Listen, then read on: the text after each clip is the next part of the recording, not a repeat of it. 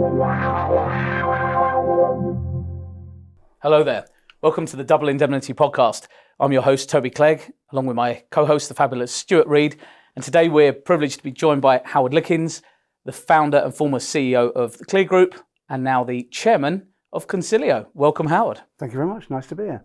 Great.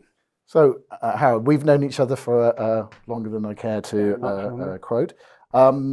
You've had a long and very successful career in the insurance industry. I was somewhat surprised, as you know, because I texted you at the time that having left Clear, which is very much your baby and has grown to be a huge business, that you're back into the industry. Is that right? I never quite left, it has to be said. But I was winding down from Clear over a year or two whilst new people took over. But the Konsileo people I've known since they set up the business. Clear helped them set up. They're part of Brokerability, which is a Clear beast. And so, it was a natural thing to carry on and sit in it. A bit of grey hair might help them along the way as they build their model. So yeah, it's nice to keep some part of your brain active. Otherwise, it goes to jelly, I think. Well, more. Doesn't it, Stu? Thank you, Toby. That's all Thank right. you very much. And how are things going at Konsileo? Is it a good market for them? It's a soft market at the moment, which has its challenges. Their model. They've built their own technology, which I think is refreshing. It's why we were talking to them at Clear. And the technology is built for a broker, unlike and built this century. So they've got an interesting underlying differentiator there in the technology, but really they're all about attracting good quality brokers. And it's a different model. I've come through. You've come through the consolidation buy and build model, and that's been very successful. But it's pretty crowded, and there's possibly a limit.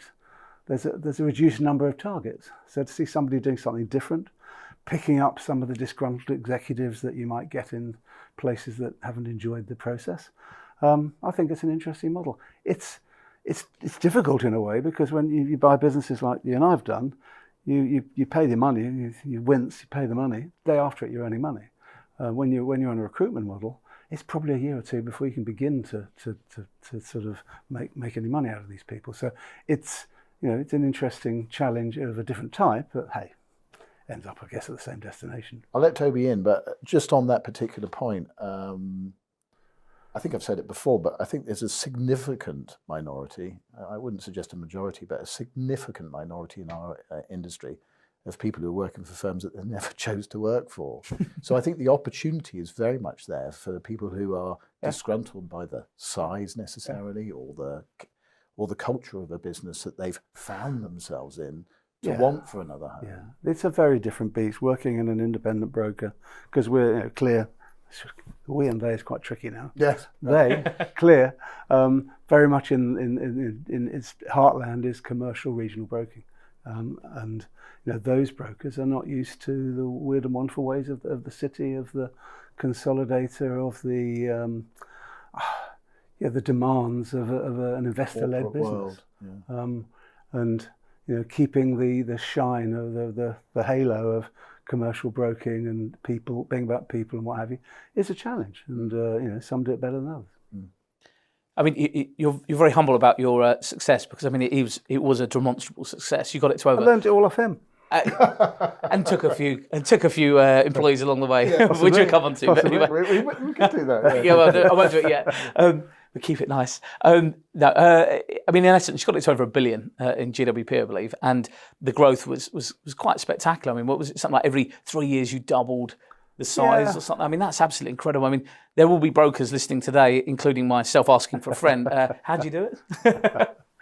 Well, it's funny. As Stuart knows, Gary and I started up together with my credit card and not much more. I think my credit card bought the computers. But we had a model. We had for a very short time, we had Royal or RSAF, they were at the time, behind us, helping us with a bit of money. Right. But every when we set up, we had a vague 5-year plan. You go sort of 3 years on and think, let's move it forward. Every time we did it, we thought, well, we'll double in size. Oh, we actually did that. So whenever you get there, I mean, you always have this imposter syndrome concern that, well, I was running a business with 15 of us. Can I run a business with 50?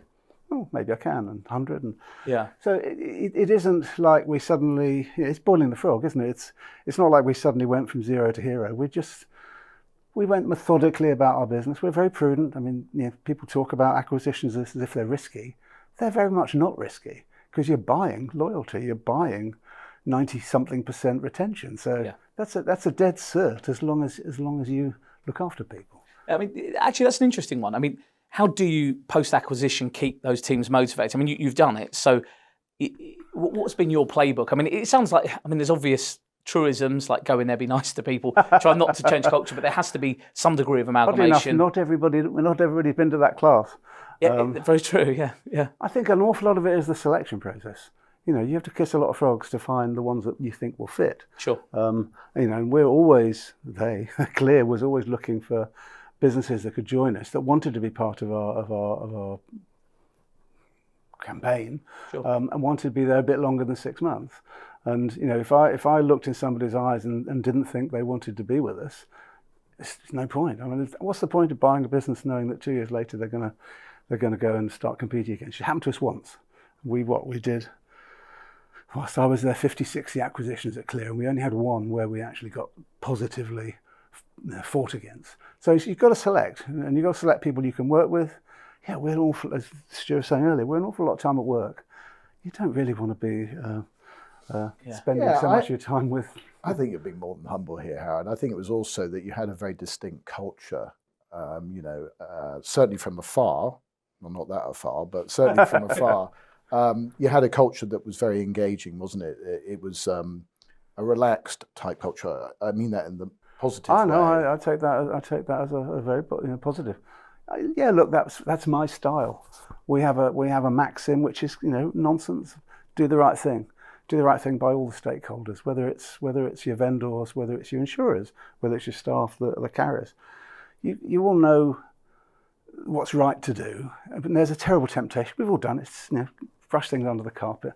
But there's always the right thing to do, and I reckon the more you do that in the long run, that's going to work to your benefit rather than making a quick buck, fleecing somebody here, there, and everywhere. Yeah.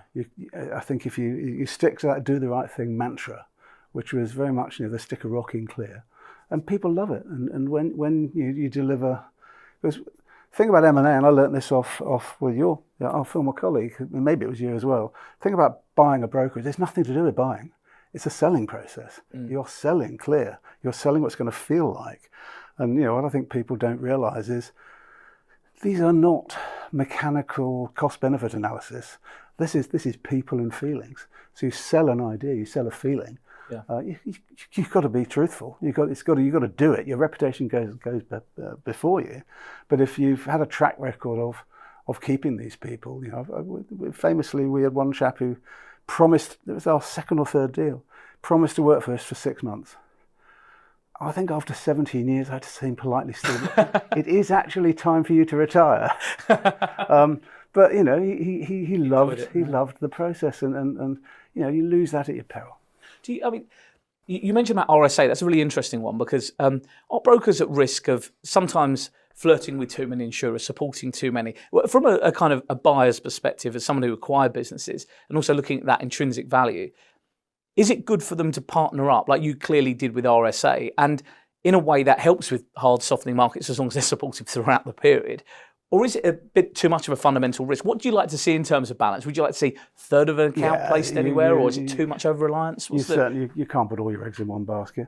But it's back to the same thing I was saying before. It's a trust issue. Yeah. If you've got a reputation of ripping off your insurers, moving across to another one, and then another one, it's not a long-term solution. Clear was always about a long-term solution, but a trust either side. My goal in life would be to make sure the insurers can make some money. We can make some money, and the clients have got something which is long-term. Yeah, I remember. It's not a zero-sum game in my opinion. Yeah, that's fair. Howard and I worked together for a short while. I don't know if you were with us when we bought Bishop Skinner, but it was a really good business up in City Road. And the principal, sadly no longer with us, when he joined us, he actually came out with I never realised how important it was to look after your suppliers. And they were just down the road in Islington, and making sure that you honour the promises that you make stands you in good stead. I think also something that I think I underestimated in you and Clear, which you obviously have done and continue to do now, even with you not being there, is to change your strategy when you need to. So, you were very monoline broking, etc. You moved into Lloyd's, MGA, Scotland, barely. But you were able to flex the size you had and the expertise you had to get into areas. And I think we were talking just before filming started about what's happening in the industry at the moment. And I think that broadening of horizons, certainly I'm chair of a business that's in the broking area, and there's loss adjusting and there's claims and there's a whole range of things. I think brokers now are realizing that they have to broaden their horizons, and you very much got involved in that too. Look, I think the world we were in of the consolidator, the buy and build, it was candies off a baby for years. Didn't Peter Blanc buy 25 or 29 brokers in a week, 1 year or something? Just before the change in the tax. So there was a time when it was pretty easy, and I guess as Clear got bigger, the market got a little bit more challenging, but also we had by then a bit of critical mass. So where I'm a big believer that you can't be working on 5 or 6 big things at once, you've got to focus on 2 or 3. We'd got enough scale in the core broking that we could branch out a little bit. But again, it was all very prudent. So if you're doing this, and then we bought a business in Ireland, wonderful people, they've done incredibly well. But actually, when you get there, like we're talking about Lloyd's in London Market, it's sort of it's the same. But more so probably. And so you just edged into that, and we gave that a shot. MGAs, we came across a couple of MGAs, and it's MGAs are broker, for Christ's sake. It's just brokers with a slightly, where the carrier is even more important. So these were just moving slightly outside of our lane. We've never taken a really big risk in our life. These are measured dead certs of just a slightly different time.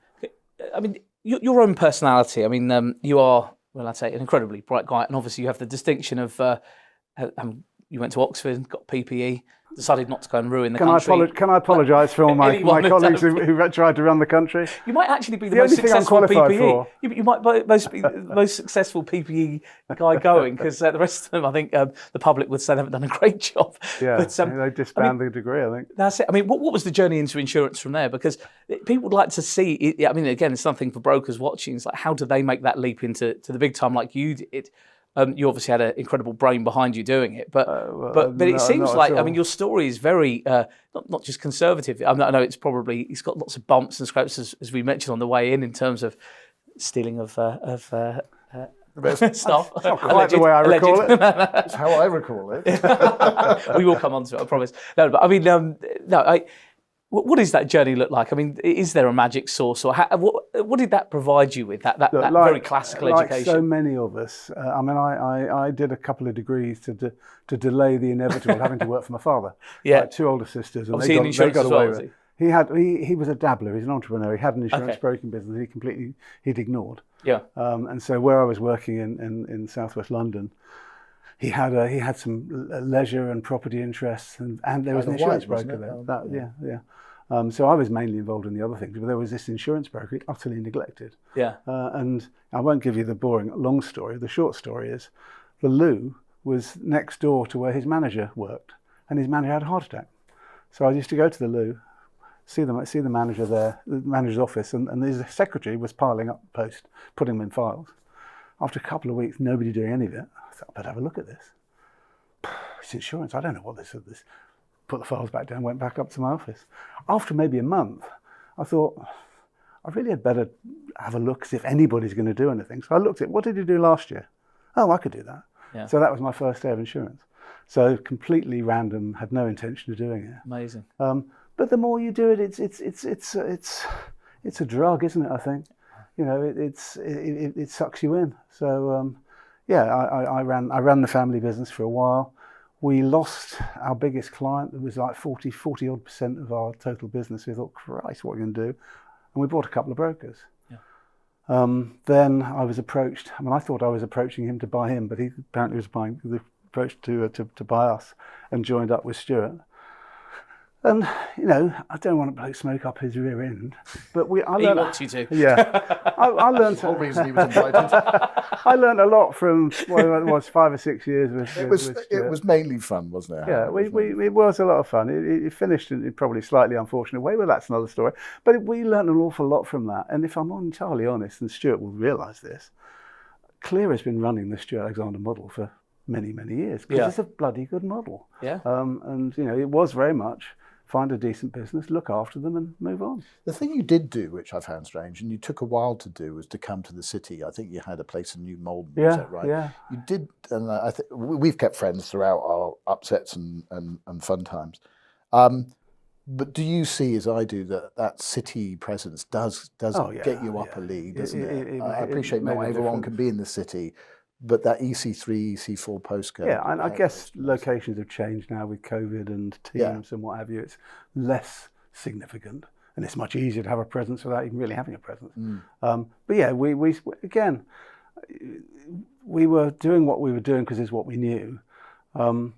And money is tricky when you're a startup and you're trying to buy businesses. It's not easy. So making the grand leap of faith and moving into London and the expense of that was not something immediately on our agenda. But at the time we were looking for an acquisition which might have given us that, which is what we eventually got. So yeah, look, we were quite timid. It took us quite a long time to become noticeable. Yeah, I mean, we came into the city, I think, initially, and this is very old-fashioned, but because of the EC3 postcode. So in marketing, they realised that you were in the city, you must be, Speaking of marketing, you remember the picture on the top of the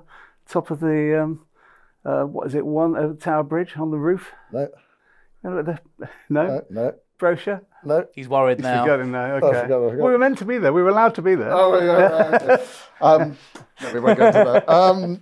Yeah, but I remember meeting a guy from Lloyd's Bank who was looking to invest in us, and he said, we just moved to the city, and he said, well, do you know Bob? Do you know Frank? Yeah. Frank? Do you know Julie? And I went, what's this guy on about? Yeah. And in 6 to 12 months, there's Bob, Franks and Julies, and it's a small environment, which particularly with insurers, which I think played out very well. No, look, it was very valuable to us. It also means from a point of view of recruitment, if you're in the city, you can recruit anybody from sort of the M25.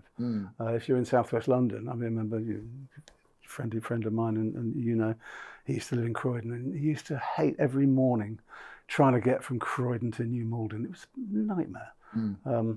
But if you're in the city, you just plug yourself into to some train somewhere and you end up in the city, and hey, it's a nice place to be. Yeah, I still think there's a cachet with it. It's not to say that you can't run a very successful business outside of the city, and many people do. Yeah, well, it's a magnet, and so you've got to remember that the conversations you happen quite by happenstance. I've always said this: you're only ever one happenstance conversation away from an idea, and some not very bright ideas that I've had, and then some okay ideas, sometimes a good idea. But the brilliant thing is you can riff off others.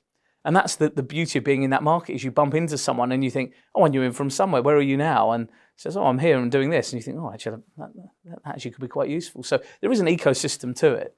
It's just, again, the happenstance of luck, that confluence of interest in the city there. An awful lot of, luck is a huge part of it. Humility is another part of it. Yeah. You don't necessarily have to be thinking, you don't have to come up with all the creative ideas. There are plenty of people out there with ideas. Yeah. And, you work with them, work as a team. And I think, I'm a big team player. Working as a team, you create much more than bouncing around as an individual thinking you're God. Yeah. Yeah, and also, there's this mystique about insurance. I feel insurance in many cases is a have to buy, and people forget that. A lot of clients have to buy it rather than want to buy it. But it is only insurance. Do you remember we very much used to say that's that? Right. Yeah. It is only insurance. Yeah, I still do. I'm afraid. I'm not. I've had so few ideas. I'm still trotting out your ones. But then again, I mean, we're involved in the business now, which is just flying, isn't it? And the innovation in the industry is still there. There's still opportunities to do something new, to turn the lever, etc. Would you recommend insurance as a career to your grandchildren? Oh God, yes. It's a wonderful.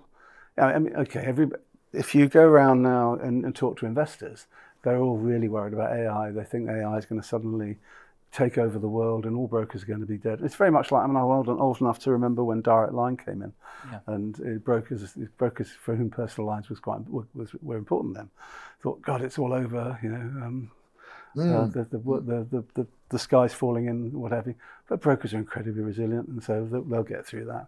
And yes, I think it's a wonderful mix.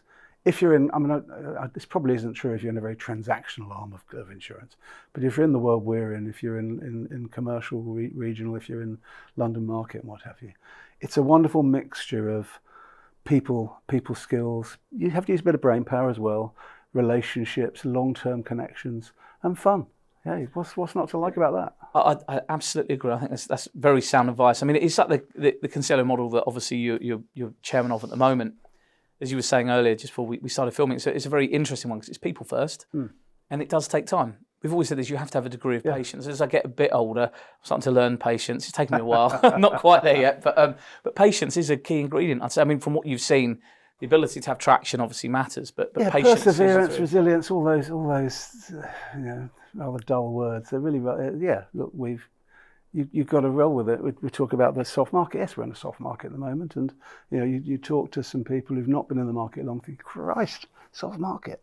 How the hell do we deal with this? Everything's changed. When in truth, certainly for Clear, we're in soft markets way more than we're in hard markets. Yeah. I know what it's like, 2/3, and it's just the market. You just have to deal with it. You just have to get closer to your customers. Yeah. There's nothing to be frightened of. It's just be a good broker. Coming back to that patience thing, I think patience served you very well, Howard, because there was a plethora of companies selling and money coming in, etc. And you just held. You didn't panic. You didn't rush to market, and you were one of the later ones. Yeah. And because of that, very irritatingly, probably got a higher multiple than better deal.